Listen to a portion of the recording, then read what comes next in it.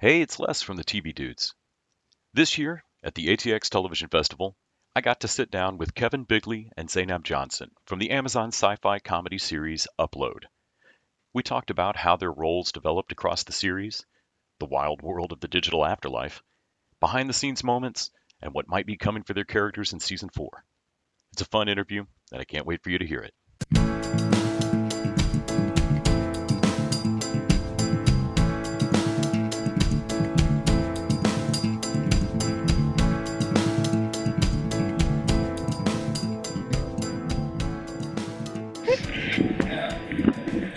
So if I could have you both introduce yourselves, that'd be wonderful. Sure, I'm Zainab Johnson. I am Zainab Johnson. I'm Kevin Bigley. So we're here to talk about the fourth and final season of Upload that's coming up, and just the show in general. Of course, Zainab, you play Alicia. Kevin, you play Luke. Yep. Y'all were two of my favorite things that kind of rose up over the show. Yeah. Both Luke's just puppy dog level friendship. Yes. Of Yep. like hero worship best friend Yep. thing going on. But then also getting to see a second different relationship for, like, I guess more of a normal handler to Upload person Normal. in the world. And compared to what's going on. Right? No, yeah. I guess that really speaks to what is such a fascinating show, why it's such a fascinating show to me. It is both grounded sci-fi that kind of deals with some, frankly, Black Mirror level Yeah. tech, Yeah. but also it's got so much heart and so much love behind it that the humanity comes through in a way that, like, I don't end up like needing to go take a shower like after a Black Mirror. Like, I go to sleep. I gotta watch 5 Ted Lassos now. Yeah. Like, Yeah. Upload somehow touched on these topics and remained really fun. Can you guys talk about when you first saw the scripts? Did you think you were getting into The Expanse? Did you think you were getting into a pure sitcom? I mean, it's Greg Daniels. It's going to be funny, but Yeah, I'll take this one, okay. Zainab. You can just take a lap. I think we. Is it okay for me to laugh on the mic, or should I just be quiet and let him? That's why you have the foam on yours to protect it. I remember when we first did the table reads and stuff, we were definitely like laughing at everything and really enjoying everything. But then we also were kind of asking a lot of questions to Greg of like, well, like, is this utopian? I mean, it's definitely not utopian, but is it dystopian? He was like, I think it's like a blend of the two, which is reality. Right. So that's what's nice. And I think what's really cool about the idea, and Zainab, back me up here if you want, is that there are a lot of themes that are very big and very prescient and also very current, but also you don't necessarily have to engage with them. There's things that you can enjoy, but you can focus on our relationship or whatever. Like it's not necessary. It's like if you go to a city where that like projects its personality onto you, that you're like, okay, there's only one way to experience this. It's kind of we're a lot more malleable. We're like a Seattle. You don't have to go to the fish market. Everyone loves Seattle, right?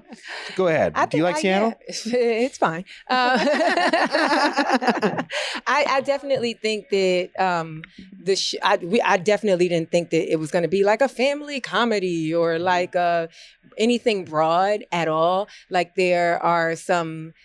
I mean, initially, you're kind of dealing with death, and that's pretty serious. And that's, and so I knew that I always felt like it was a bit more dystopian. But then these relationships that form between these characters are really what keeps it heartfelt and present. And I think that every episode, just in every moment, you kind of like oscillate between the two, like this wild techie sci-fi thing, but and then there's this heart because there's these friends or these love interests or, and I think that I think it's a great blend.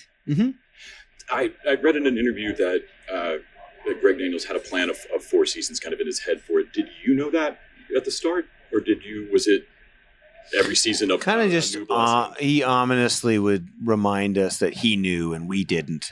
No, he did. Yeah, I know what's going to happen to you.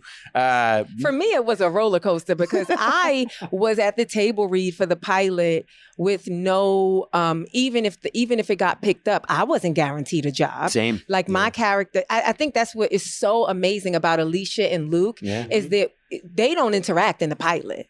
Or no, we don't interact in the pilot. No. And I remember during the table read, Luke was so Kevin was great as Luke, but the character was so funny to me. So then to fast forward and it be like, like that's like one of the main characters that I am interacting with.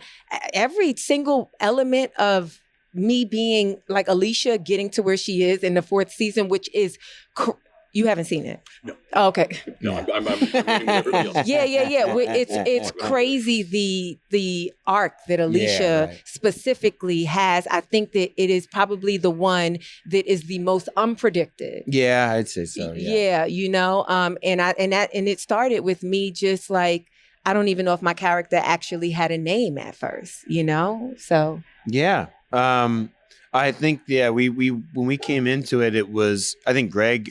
While he definitely knew how he wanted to end everything, when it came to independent characters, I remember my audition talking to him and Greg saying like, well, we don't really know where everyone's going to go as far as like the adventures they're going to go on, but we're going to start pairing people off. Like there was the intention of like a general episodic kind of thing, where it's like, okay, we're going to go on adventures and do things and team up. We're going to see, you have to have a plan, but I think you have to be very malleable because there were people who would come on and crush and he would be like, okay, let's use that. Like Fran was definitely with Elizabeth Bowen was so funny. And when she was killing it in this first season of like this, at the funeral, all of the writers and everybody at Village was like, the Video Village was like, okay, we got to think of, so you still have to, be open to that kind of stuff. Yeah, but I definitely think it wasn't, I definitely think, and not that we can speak for Greg,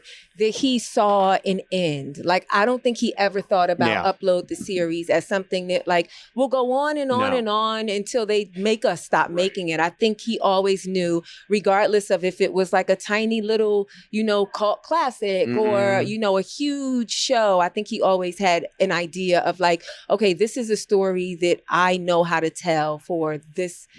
This is the full circle of this story. He always said it was like, writing a season, so many people would be like, oh, well, the show takes a while to make. But he's essentially, as great as like The Office is, you have these small kind of episodes. He has to like write like 2 to 3 Harry Potter movies per season, that's what the show is so, ridiculous and insane. And we were just kind of talking about this, that we don't really take many episodes off either. It's like progressive plot along with you have these character stories, but it keeps cooking. Like it keeps going. You're not like, oh, this is a filler episode. They're kind of, they want to prolong the idea. It's not that at all. It's literally like a serialized comedy, which is not something that is not very at common at all. I was just realizing as you were saying that I tend to think of the sitcom family comedy moments in the show, but also I think of Upload as a season arc sci-fi. There's an escape plot. Oh, right. You miss an episode, you're fucked. Yeah. And there's not going to be anything. There's not going to be an episode where it's like, oh, this is Luke's war episode where we see Luke and it's like it deviates from this story. I would have loved to see that. It would have been fun or whatever, but like it's nice to be able to like feel like it's going. Like it's I pitched an actual good episode. That's also expensive. Yeah. Oh God, I'm sorry. Oh gosh. You got to do it all. Yeah, exactly. Right. Explosions. In terms of your background is more stand-up. Yes. Can you talk a little bit about do you feel that brings something different to your acting or to your comedy acting? Do you find yourself occasionally trying to like, okay, I'm not the writer of the show. Stop pitching them jokes. I would never. I find that impossible. Yeah, I would never like pitch a joke. I would like just change a line, you know, or yeah, I would just improvise or change a line. But it was an adjustment for me. Upload was like my first like series. It was like my first real TV job. And so, which is a great first, you know, experience. But as a stand-up comedian, I'm used to setting up the joke, landing the punchline, and receiving all of the praise for it. And like when you work with an ensemble cast, that's not the case. It's like I wasn't always the person with the punchline. Sometimes a lot of times, especially with Alicia and Luke, I'm setting up for Luke to knock it out you know? And then because it's a scripted show and you're doing it for the audience, it's not in front of a live audience, you kind of got to trust that what you're doing is funny. You have to trust that what the writers wrote is funny and what you're delivering is funny when it's supposed to be, because they can't, if they mess up the take. Yeah. You know, you don't have that. Yeah. She also had a lot of mentorship with me on set as someone who could just kind of give her P's and Q's and all that stuff. When Kevin got on my nerves, I knew Luke and Alicia were doing well. I will say that a lot of times when you act with stand-ups, they're overly concerned with the joke, especially once the joke stops like getting a crew reaction or it feels stale to them or whatever. But Zainab was very present. So she was more of an actor than I would say like a stand-up who was acting or something. Oh, thanks. That's the most you're ever going to get from you me. Guys, yeah, you have this recorded. You can use it on holidays. In terms of favorite moments in the show, first time that you were on set and you went, don't laugh there, you'll blow this take. Do you remember a first moment when you thought this is clicking? Oh, I will never forget. Fingers and Dick. It has to be fingers and It Dick. has to be. And the hot tub, I will never forget because Kevin was making little choices with his character that was not written in the script. You know, like I'd be fuming and then we'd have to we'd have to do this scene over and over for like the why am I blanking on for the you know, the special effects of it all. Yes, right? We have to do it a certain right. way and do it, which can really take the magic and the fun out of a scene when you're doing it for special effects. But he would make it like he'd be in it and he'd flick water on me. Like it was these little things, and I would have to. They would really piss me off in the scene, which would be so great for my character. But then the moment I was off camera, I would be laughing at it, like that is so funny. If I were if I weren't in it with him, I would just be dying laughing. Yeah, that was really fun. There was also we were in the bathroom and I was eating the tacos, the gordita crunch, like a gerbil, and he came in. He came in. I'm just like a little rodent.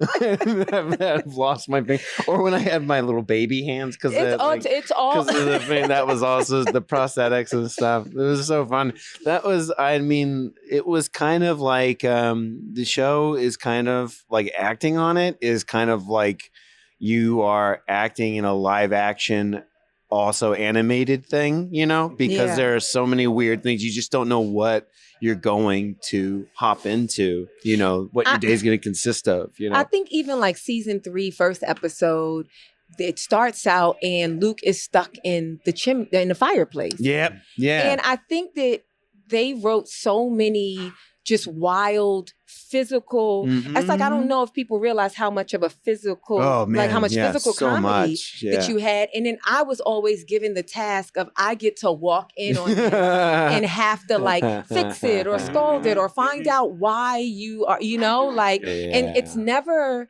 it doesn't matter how many times we do the table read.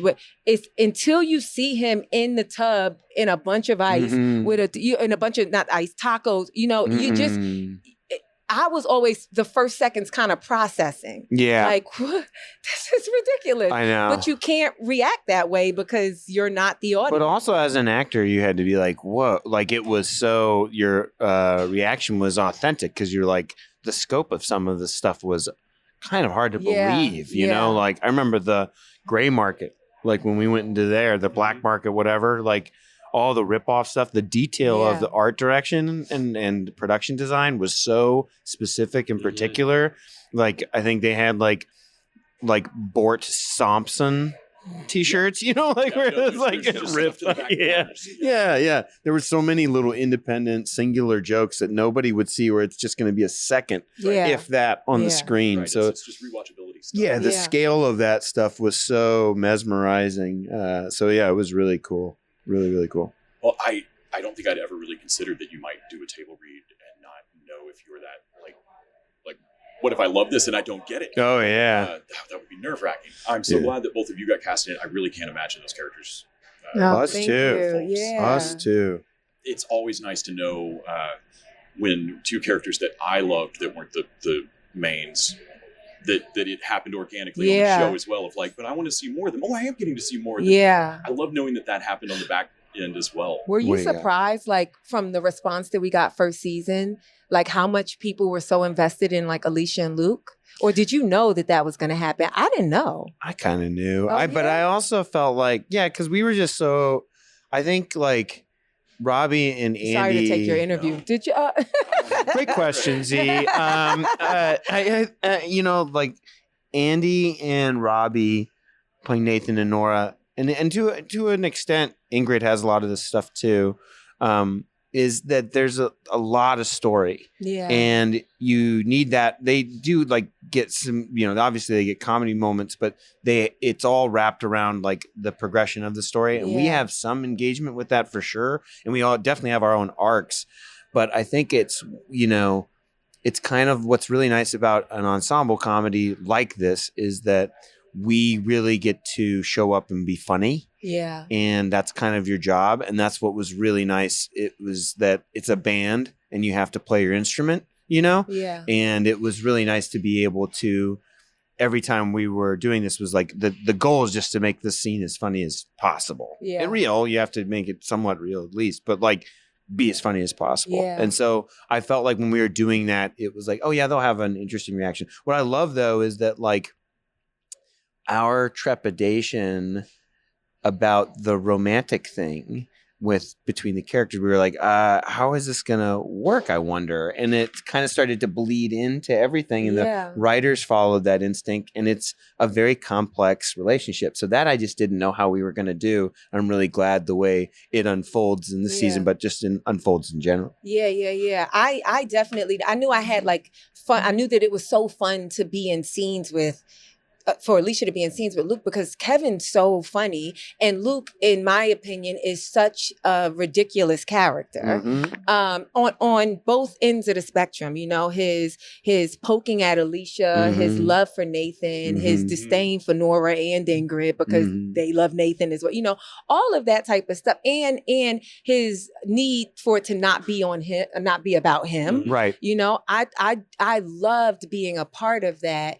And I didn't even see it when we were filming season 1. I didn't even think like, oh, as much as you have, like Luke has lines where he's like, the legs on her. There's lines that are very specifically leading towards that. But I never really saw it like that being a part of it. Yeah, even the sex dream stuff too. But that's season 2, right? It wasn't until we started doing press for season 1 where people were like, so is Alicia and Luke going to get together? And I was like, wait, what? Right. These characters are great. They're fighting all the time. And then I realized like, oh yeah, I guess that is. You know? And how it progresses is just so different than how you normally see. Yeah. It's like like even the sex dream stuff, it was like having a sex dream about like, you know, like a teacher that you have. Yeah. He's like, I'm attracted to her, but I respect her so much. She's so knowledgeable, you know, like it was all of that stuff. And I also can't stand her. Like it's way more complex, convoluted, and that makes it feel more real and, you know, different. But you do feel the pressure, like once it's out there, you feel the pressure to like try to give the fans what they want. Yeah. And I think in season 4, I think that where Alicia and Luke's story ends up is, I think Perfect. fans, yeah, I think it's perfect. I Perfect. think the fans will get exactly what they want, Mm-hmm. but we did not have to force it or No. push it, or No. I think it's quite It's beautiful. organic. Yeah. Yeah. Well, thank you both so much for talking to me about it today. No, Thank great. you. Can we take these mics with us?